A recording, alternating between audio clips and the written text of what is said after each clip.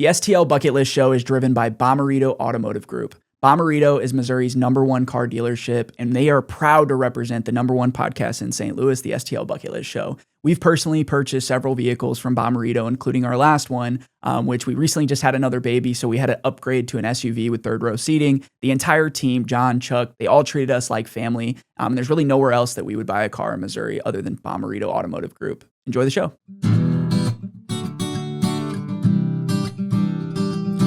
If you want to hear about St. Louis, tune into the Bucket List Show weekly. Hear what Marissa and Luke say. It drops every Wednesday. Got a dope new guest every single week. Buckle up for the ride. Who's it gonna be? Who's on the show today? They rep St. Louis. What to do in the loo on a late night, or maybe what to do on a date night. Yeah, Bucket List has you covered. They know what's going on. What's going on? They'll give you, hey, 18 different things to do, or 19 if you need one more to choose. Yeah, this city is a place we call home. A place we call home. Yeah.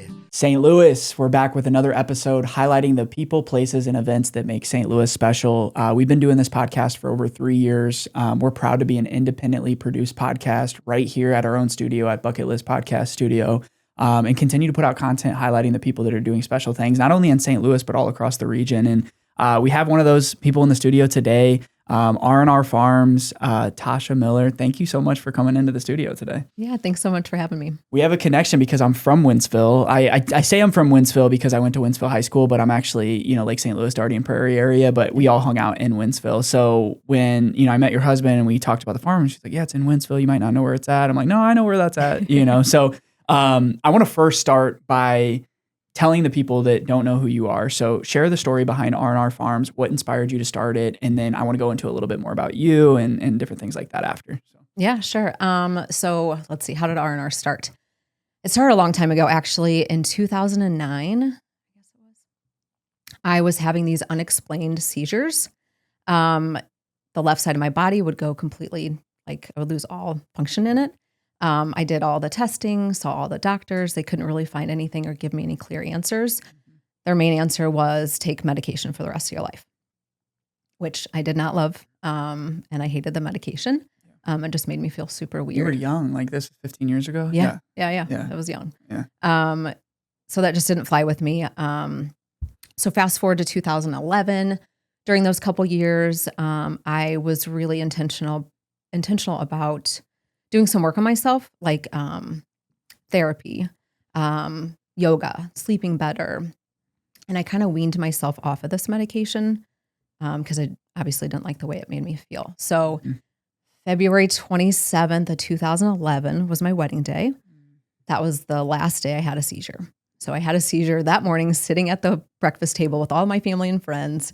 And I've been seizure free ever since. So I no longer take the medication. I just am really careful about how much sleep I get, about the stress that I put myself under, different things like that. So let's see, fast forward again, winter of 2019. I was having dinner with our dear friends. They own a farm actually in Wentzville, Lucky Dog Farms. I don't know if you know it. But we were having dinner and I had been doing all this life coaching stuff. My husband's a life coach. So I was doing life coaching, doing all these seminars. I'm like, I need to find my purpose. What lights me up? And my friend Ryan, who is one of the farmers, was like, dude, you have all this land on your family farm, grow something. And he was like, have you heard of hemp? This was 2019. I had no idea what he was talking about. I was in the corporate event industry. I was like, I'm not a farmer. I have no idea what you're talking about, Ryan. That night, after they left, I stayed up all night, just soaking up everything I possibly could about hemp. And somewhere in the middle of the night, I found this video, which I'm going to try and not cry. Okay. It's okay. Take your time. I feel like this video kind of put CBD on the map. A lot of people may have seen it. It's about this little girl named Charlotte. And she was having seizures multiple a minute, or she had done everything that Western medicine could for her. She was taking all these drugs, like doing all these things, and nothing was helping. And she was really young. These brothers approached her and were like, approached her family and was like, can we try something? Can we put her on CBD to see if this will help with her seizures? She would go hours and days without seizures with CBD solely. And I was like, holy crap. Like, this is amazing. Right. Like, this plant is magical. It grows in the ground. It gives so much back to our soil, so much back to the environment. And it can do so much for us that is natural, that like came from the earth, not in a lab. So I was totally hooked. I was like, oh my God, this is freaking awesome. I have to grow this stuff. I had no farming background, except for some house plants that I mostly killed. So the next part was I was working a part-time job in the event industry. I approached my family. So our land is owned by a partnership. So all my aunts and uncles, my parents, they all own the land. They are all a generation ahead of me. And so they come from like the no drug phase. And I was like, hey guys, can I borrow a couple acres and like grow this stuff? It totally looks like marijuana, but I swear to God, it's not. Yeah. That was really hilarious. And that was 2019. 2019. Like, now it's like, okay, it's legal now. It's different. Like the other stuff, and it's like a little bit different. But then it was like, okay, what do you mean? It looks the exact same. It looks smells exactly, it looks and smells exactly the same. So my family was like, oh my gosh, what are you talking about? We are not growing. Like, it wasn't legal in Missouri. Yeah, of course. It was really only legal in like, Colorado and Washington mainly. So I finally convinced them to let me have a couple acres. So I ordered 11,000 seeds, which is you went all in. I was just like, we're grow doing a little this. plant at your backyard at your house. I was like, we're going to do this. Like, this is awesome. Because back then, hemp had just become legal to grow in the year of 2020. So I was like, I'm going to get my hemp license. We're going to go all in. Smokable hemp. There was a big market for it. Yeah. So like, all right, we're doing this. I ordered all these seeds, and probably within days of them arriving, COVID happened. I lost my job. The world shifted. Yeah. And looking back, I was like, great, this is awesome because I have a lot that I want to do on the farm. And you can really like ground yourself and like slow down a little bit, you know, and like really learn what you were doing. That I didn't know if you grew up in the industry because your family was in these farms, but like you were not any farm experience. Yeah. Okay. So this was all YouTube, university, like looking up videos, and 100%. TikTok wasn't even probably popping then, because now TikTok can show you in like 60 seconds how you can make stuff and plant stuff. First Community Credit Union is the official banking partner of STL Bucket List. They've been serving St. Louis families for 90 plus years with 40 plus local branches and over 400,000 members. From personal credit loans to mortgages to kids and teen accounts, they also have a partnership with the STL Blues. You see Louie here if you're watching on YouTube. We're proud to use First Community. I use it for my own family and my own business. We're excited for them to be the official banking partner of STL Bucket List. Wow. That's, I love how the story started though, because your personal journey tied into it, but it wasn't until you saw Charlotte that was like, okay, well, this is not just for me. This can actually help other people. And that's how some of the best entrepreneurial ventures are started. So you weren't in entrepreneurship at all before this. You were always working for someone else. So tell me about that transition, because I'm sure that was pretty difficult. Yeah, I still am like, I am not a good entrepreneur. Like, this is not for me. Right. Yeah, it's hard. Because I'm not only the farmer, I'm in charge of marketing and sales and retail and packing and all those things that, when you work for corporate America, there's always somebody else to do that for you. Yeah.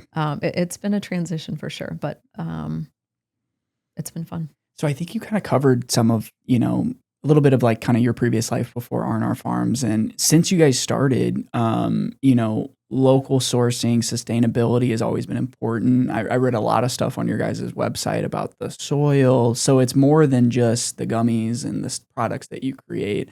Tell us what else you're doing on your farm to kind of promote that, and how you're getting other people involved, because you also have people out there too. It's not just, for you. Yeah, totally. So there's a lot of companies that sell similar products to us, and you can white label them, which means there's some company that'll just make gummies. You create a logo, you slap your logo on it, and you can sell it. Saying I'm a bad entrepreneur is shows up in this point is I want all of our gummies to have flower that I grew on our farm. Mm-hmm. This is not making me any money. Like it's costing me a lot of money To not use other people's to not products. use other people's. Yeah. Yeah. I'm like, I could easily white label it. I could get it from some. You already have the brand. And I already have a everything. brand. Like Yeah. just, throw me some gummies. I'll slap a label on it. But I really believe that like this is the land we've had since 1904. Like my grandpa was born on this land. He farmed it his whole life. And I think there's something, or I've learned that there's something really magical and special that happens if you are putting your own like energy into the earth, like what it gives you back. So I'm like, these plants like are loved very much. We use all organic products on them. Like when the caterpillars come, you have to hand pick them off. Like, I mean, it's just all these things that I believe if you start from the beginning, it'll follow through the end product. And I want people to have a good experience when they take the gummy and not feel.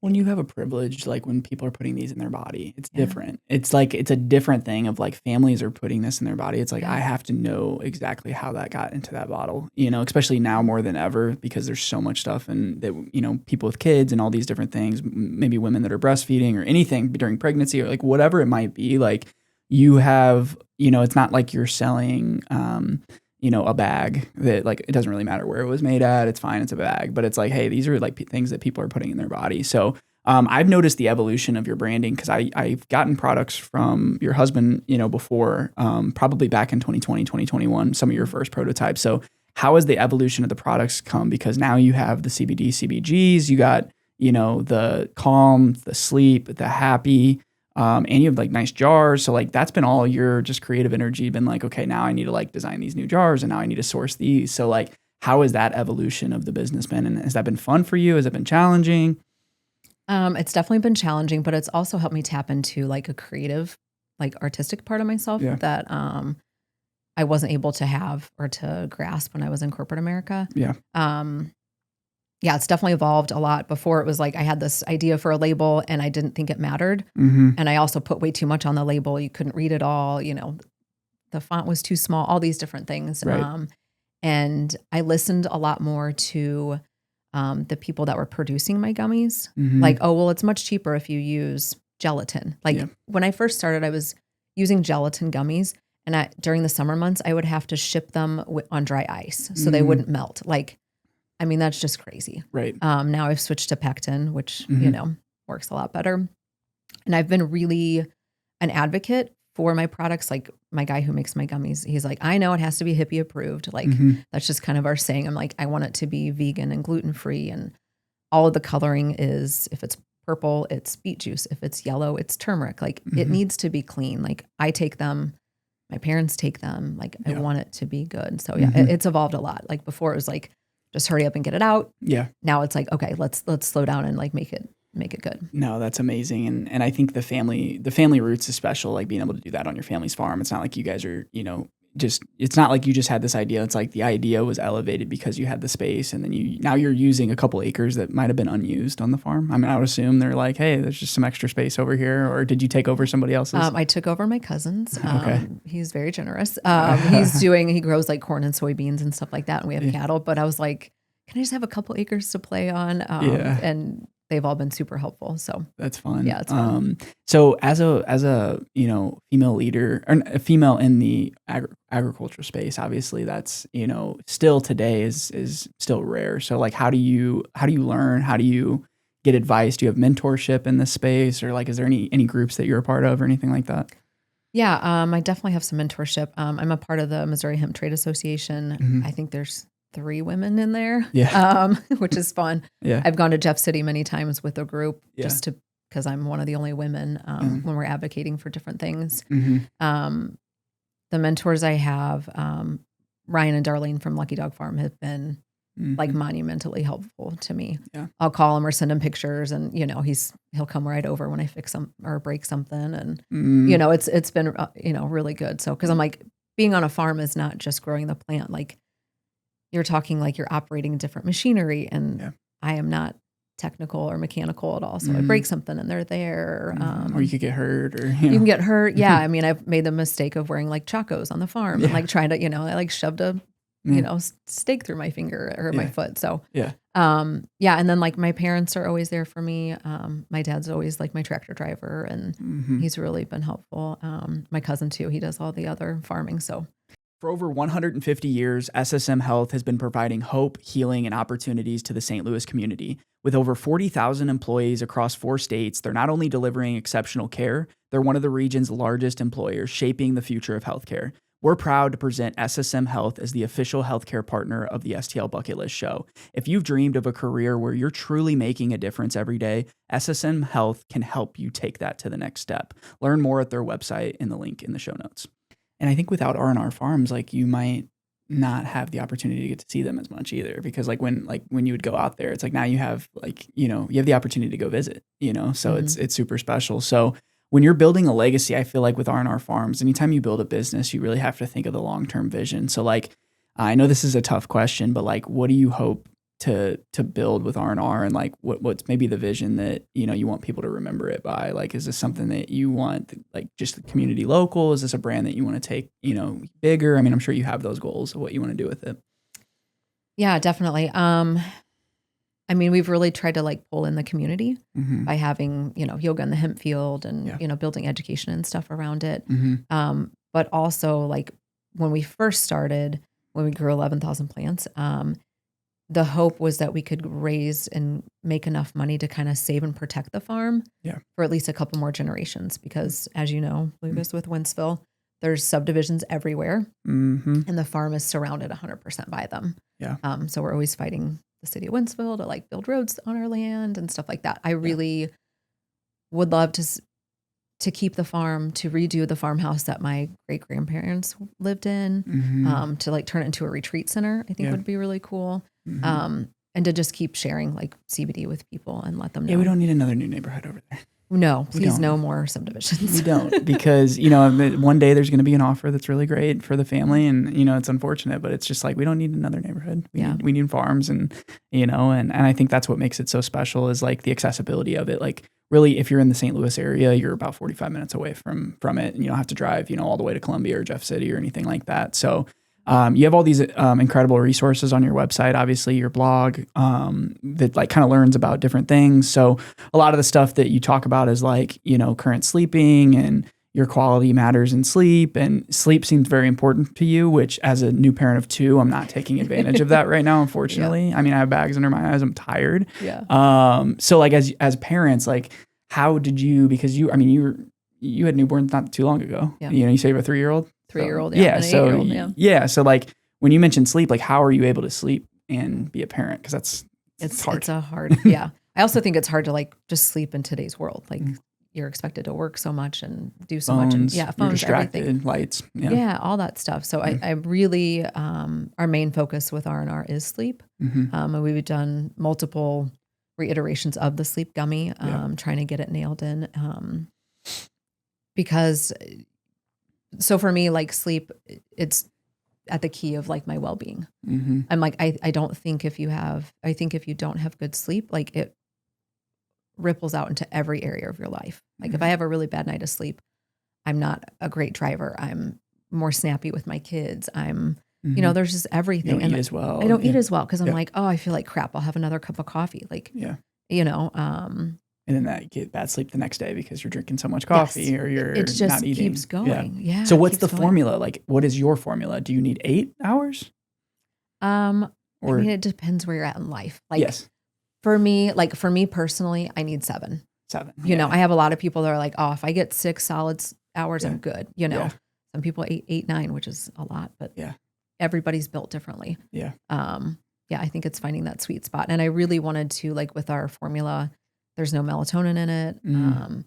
I have young kids. They still wake up in the middle of the night. If they're sick or something, I need to be able to wake up and take care of them. Right. You can't be in a deep sleep. You can't Sometimes when I used to take melatonin, like you'd have like crazy dreams and like it would be weird. Like, I don't know what's in it, but it's your body naturally produces melatonin. So you don't need it. So if you start introducing more melatonin in it through supplements, your body will stop. So then you're dependent on it. Correct. Like, so there's just a big marketing thing around melatonin that I really don't like. I didn't know that. Yeah. So we don't have melatonin in ours. Yeah, no, that's so what does your day-to-day look like? I mean, I wanna actually get some footage. You need to send us some clips so we can piece together when this comes out. But like you're like says you live in St. Louis, so you're waking up, getting the kids together, and then you're driving out to the farm and like what's like a shift look like? Do you have shifts? Because it's hard when it's just you. It's like I gotta piece it together when I have time. Yeah. Well, first I'm gonna just bring you out to the farm and put you to work.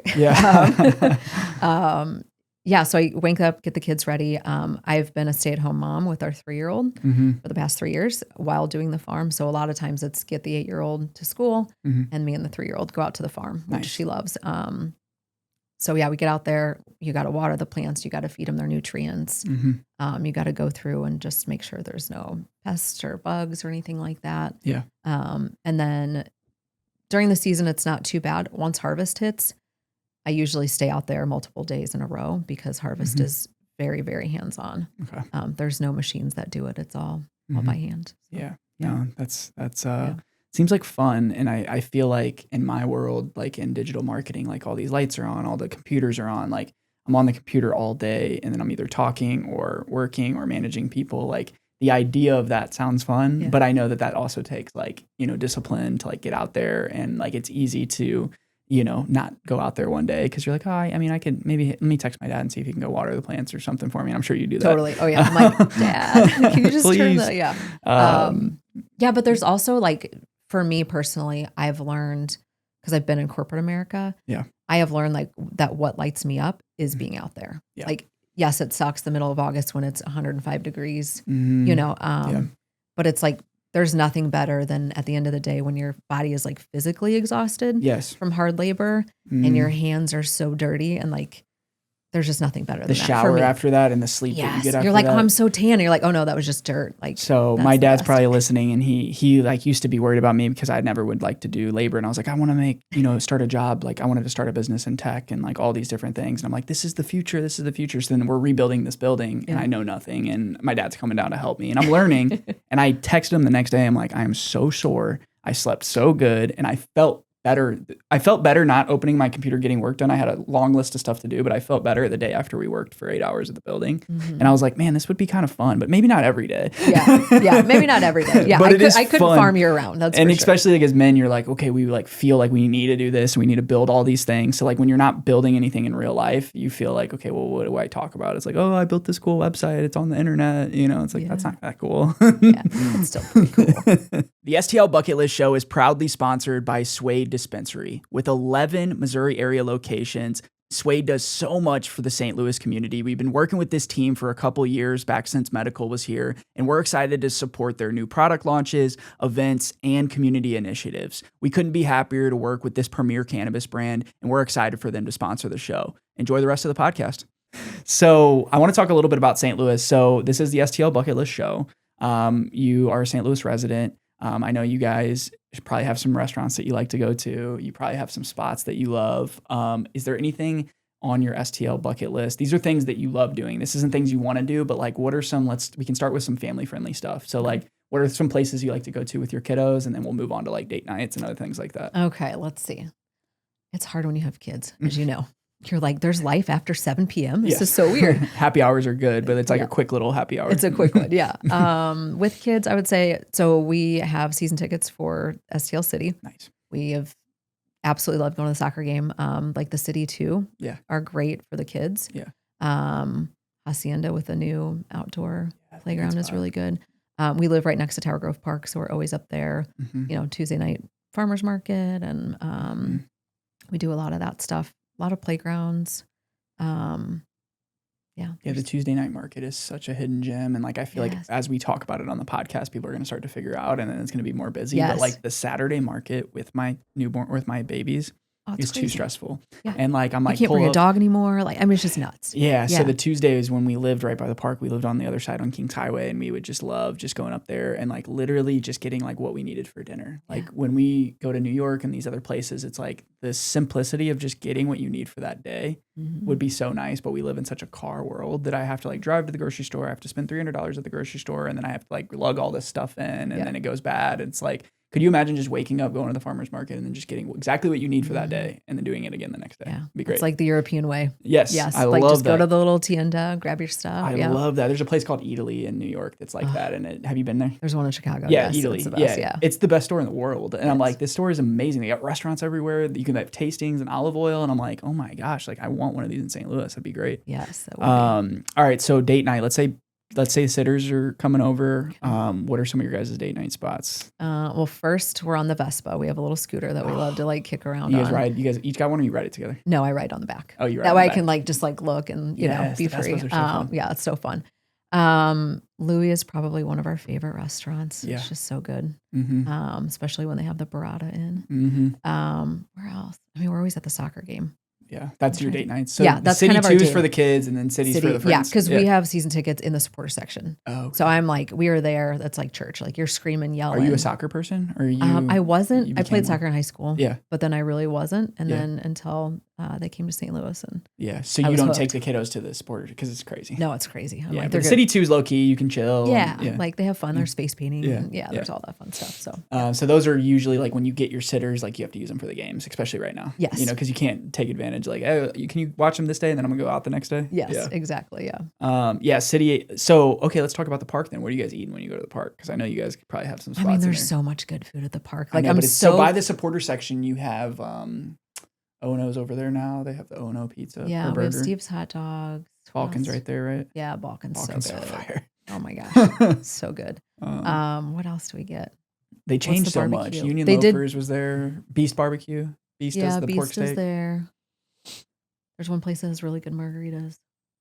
But yeah, they changed a little bit. Like some of them moved around. But yeah, Yeah, they that's what we shifted love. But spots. it's like so hard to leave the section because then you're like, okay, it's going to take me a minute to get my food. Like you got to get Yeah, the food. and you don't want to miss before. the game. Yeah. Yeah. No, it's been exciting. I hope they can, really start catching some steam up. It's been a Oh, little bit man. less. Has it been a little bit less hype this year? I think it's been less just because like we've been losing Yeah. a lot. And we've had a hot summer too. Yeah, It's been it's hard. been pretty hot. I know, but like that first season was just so fun. Were 'cause you we were guys down winning at a Team lot. USA game? The Guatemala game? Yeah, we were there. Yeah, that was so sick. fun. Yeah. That was a lot. Did of they, fun. my nephew was like, they poured beer all over me. Yeah, there was a lot of beer being spilled. But I was like, we showed up and I was like, I wore the wrong jersey. Like Yeah. the whole stadium was Guatemala. It was I know. awesome. I saw that on TV. Yeah, it was That pretty was really cool to see. Yeah. it was fun. I knew like Missouri, obviously we have a, big community, but like I'm sure those people traveled in for this because that was like the, first game in the US or something at that time. And Yeah. The people we were standing next to, they had traveled down for the day from Chicago. that's so it was sweet. so cool. I love that City does that. And I love the ownership group at City. Like they're, being able to have a stadium in the heart of St. Louis that can host these types of events is like, I mean, we used to do like things at the Busch Stadium, but it was just like, let's try to make the stadium look like a soccer field real quick and then tear it down the next day. It's like, now we actually have a space. But no, I mean, Tasha, I appreciate you coming on. I mean, you really highlighted, one thing that I like to talk about with people when they're, especially with younger people that listen to our show. And I want to maybe you give some advice to some of those younger women specifically is like that are in that corporate world of like, you were probably trying to work your way up. You were trying to be the corporate superstar, but you found something that actually gives you passion where you can also be a mom, but you can have your passion as well. And I think that's important that you have that because without that, just being a stay-at-home mom would be tough. Yeah. So what advice would you give to maybe younger people that are interested in, a life, I would call it a slower life. And, is there any tips and tricks of like things that you wish you would have known when you got into it, or maybe you wish you probably did it sooner? Yeah. I don't think I wish I would have done it sooner because I think that was all such good experience. Yes. But I wish I would have listened to my intuition more. Like, especially being a woman. Yeah. Like, oh, well, nobody's ever done this before. There's only one person out there. I wish it would have just been like, screw it. I'm strong. I can do it. Mm-hmm. Having a super supportive husband definitely helps. Yeah. Yeah, I think I would just like, you can do anything if you put your mind to it. Like you can raise money if you need that. Like if you're stopped by that, like, there's a lot of different ways. And like, I think all the resources online, like what you talked about, like with Twitter and YouTube and all this stuff, you can figure it out. So. Looking for something light, crisp, and absolutely refreshing? Zwickle Light by Urban Chestnut is the official light beer of the STL Bucket List Show. It's less than 100 calories, and it's the perfect drink for summer. Enjoy a beer at the beer garden, in the Grove, or chilling at home in the backyard with your friends and family. This episode is sponsored by Upshot Coffee. 3 St. Louis area locations in Cottleville, Break Shop in St. Charles, and their new Hi-Fi location in Clayton. I personally use Upshot Coffee every day at my espresso machine at home, and I try to visit one of the shops at least once a week. They source the beans responsibly from local farms all across the world, and they take care of their staff and they take care of the community. Let's get back to the show. Yeah, I think I use the word easy. Easy is the wrong word, but I think it's easier now than ever to start a business. But it's also harder because everybody has access to start it. But you mentioned one thing that was really interesting is like, nobody's doing it. Why would I do it? That seems like opportunity too, and you have the story, I know you don't talk about like women owned all the time, but being a women owned farmer is a big deal. And, those types of things matter. And, being able to do it on your family's farm and be able to keep that 1904 is everywhere. Like that year is really special for you guys. And, I like CBD products. I like cannabis products, but I also, as the amount of stuff that I do in a day, like I do not like being that. Like I don't not as much as I used to, but once you have kids, I'm like, it's not the same. Yeah. It's not the same. Yeah. There's a difference. I mean, I think THC, there's an amazing space for it. And there's a lot of ways that it helps people. Yeah. And same with CBD. I'm like, CBD for anxiety, inflammation, like all that stuff is huge. Right. You can also do them together. There's an entourage effect, which I feel like nobody talks about. I did a dinner. There was a dinner where they do CBD and then cannabis or CBD THC, but then they bring you back down with CBD. Yeah. Those infused dinners are really fun. Yeah. But yeah, it's just like it's those things where now there's so many products, there's so many different things. Now it's all legal and everything is like candies and all these different things. And you're like, what is even all this products? It's crazy. Yeah. Like, and look at what's in them. Like, please, like, has that helped you like with the industry being so advanced, or has it been different? Because obviously when medical that wasn't even legal yet when you started. And then medical was shortly after that, like late 2020, I think. And then recreational came like last year, I think, right? Yeah. I mean, it hurt us in the way of like, I don't grow for smokable flower anymore because there's really no market for it. There's no market for it because everybody's like, I want 100 milligrams of THC. And I'm like, wow, that's a lot. I'm hoping the market, like, and people figure it out that you don't need that much. Yeah. But the awareness around it, I think, has probably opened up and maybe like the customers that were completely turned off with just the fact that it was a CBD product and they had no idea. Now it's like, oh, like that's normal. Yeah. Like there's education around it. People are like it's more, it's more tolerable. So yeah. Well, no, that's great. Well, I will lead everybody to your website. It's rrfarms1904.com.